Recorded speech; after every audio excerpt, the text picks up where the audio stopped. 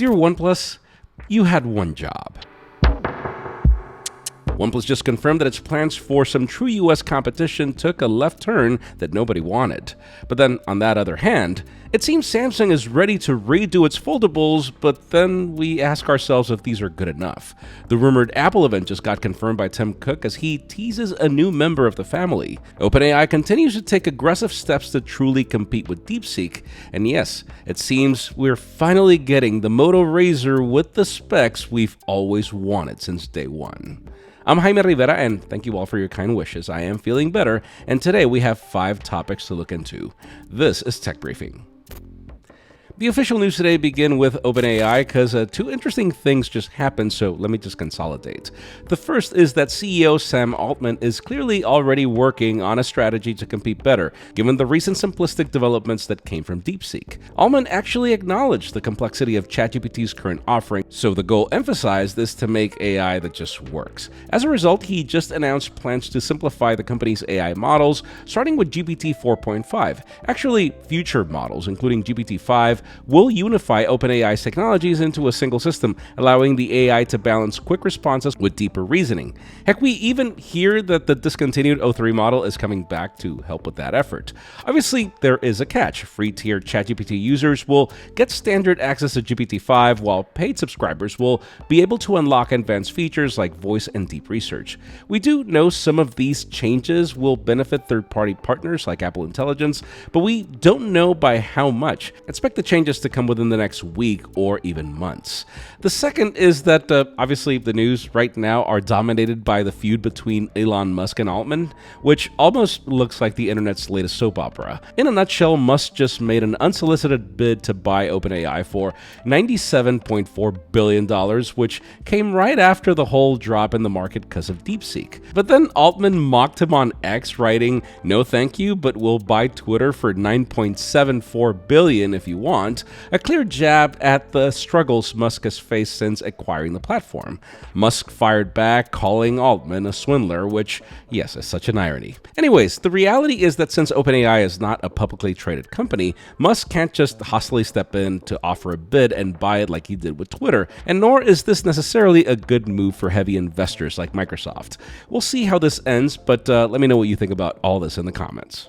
Now, one of the more interesting things that just happened has to do with Apple, as we're waiting for an event to happen this week, and it seems the company is toying with leakers again. Apple CEO Tim Cook just posted on social media about a new incoming event on Wednesday, February 19th, and he said, "Get ready to meet the newest member of the family," and included the hashtag Apple launch. The post featured a short video showing an Apple logo inside a circle, but Cook did not share any more details. So here's the thing. What could this new member of the family be, and especially with so many products being rumored right now? On one end, many believe that this could be a teaser for a new iPhone SE. According to Mark Gurman, who got the Apple event date wrong, Apple was expected to announce the device as soon as this week, which came in stark contrast to possible April dates that we heard about before.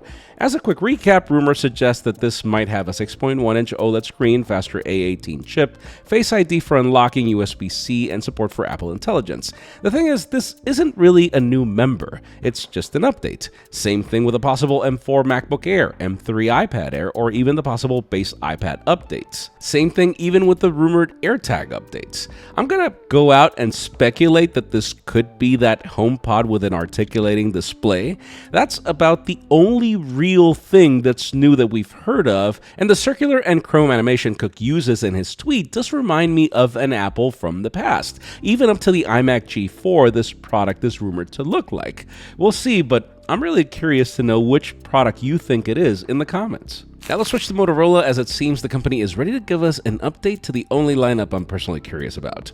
A few days ago, the Moto RAZR Ultra 2025 appeared in a Geekbench database, which, of course, raises hopes for the company already working on a successor. For context, the 60 Ultra naming is what we usually see in Europe for the Plus variant we get in the United States, so don't be thinking the names will get consolidated. A separate report actually mentions the naming scheme will remain as we've had in the past, so this would be RAZR Plus 2025. Thing is, benchmarks hint to the same 6.9-inch foldable display, but the internals are dramatically better. fully aspirational. Believe it or not, we hear of a Snapdragon 8 Elite, 12 gigs of RAM, 256 gigs of storage, and the same 4,000 mAh battery. Then in another report, the first leaked renders have now surfaced showing a dark green version with faux leather on the back and a glossy metal frame. I know, it looks a lot like last year, along with two rear or pretty much front cameras surrounded in that covered display, which I'm hoping is now an ultra-wide this time. And listen, I'm fine with the design sticking around for another year if we're going to get such a major update in internals.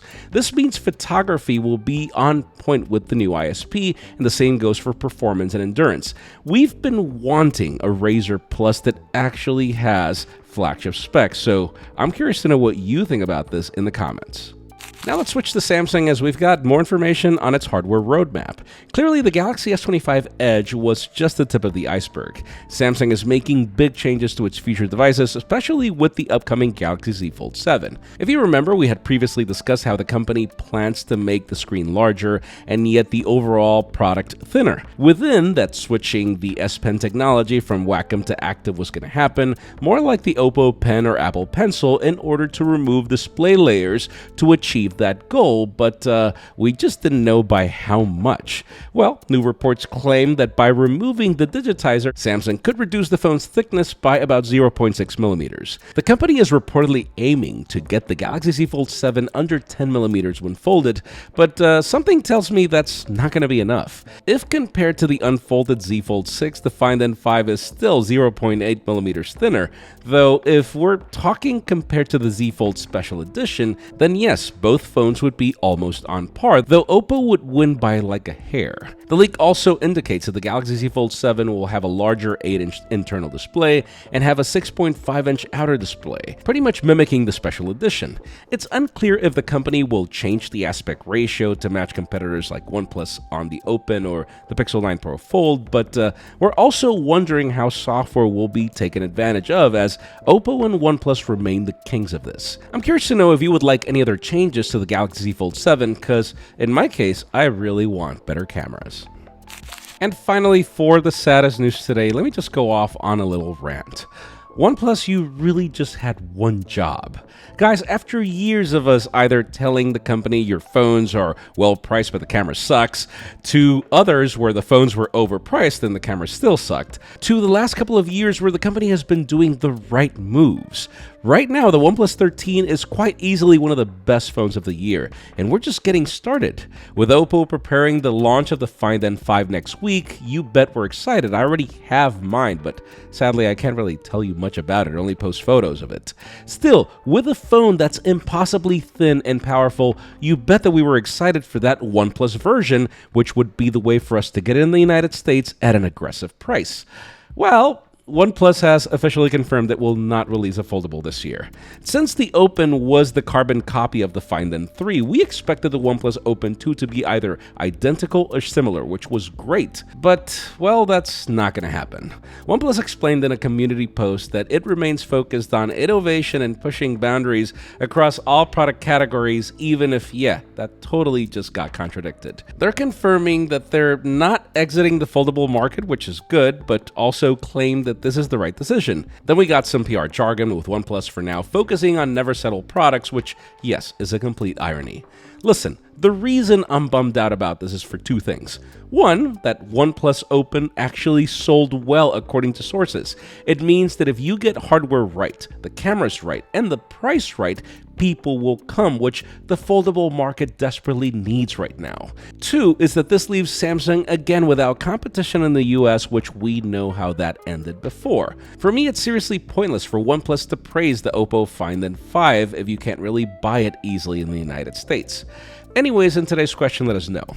How do you feel about the OnePlus Open 2 getting cancelled? I care about this a lot from a market perspective. I feel that we really need it, but I know people who really don't even care about foldables. I'm curious to know where you stand in the comments. Friends, again, Tech Briefing is a work in progress, and for us to continue into the next phase, we need your support. But again, it's the good kind of support where all we ask is for you to like, subscribe, tell your friends that I started a new channel, and also follow me on social media, as it is also a huge support. Tech Briefing alone is the work of 3 people, so we really hope you like what you see. I'm Jaime Rivera. Thanks so much for watching. We'll see you on the next one.